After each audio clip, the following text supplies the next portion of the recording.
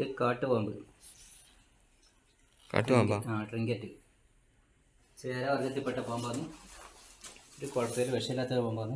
ഒരു ബോഡിയും മേടിക്കേണ്ട ആവശ്യമില്ല. മെയിനായിട്ട് വീട്ടിൻ്റെ ഉള്ളിൽ നിന്ന് തന്നെ കിട്ടുന്ന പാമ്പായിരുന്നു.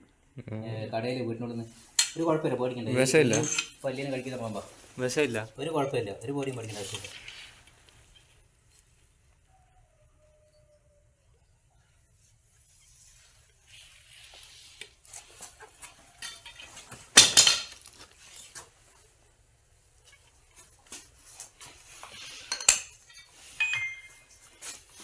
ഒരു കുഴപ്പമില്ല, പേടിക്കേണ്ട ആവശ്യമില്ല. പിന്നെ കാട്ടു പോകുമ്പോൾ അറിയും. പിന്നെ വരം കണ്ടിട്ട് പേടിക്കാനില്ല, പേടിക്കേണ്ട ആവശ്യമില്ല.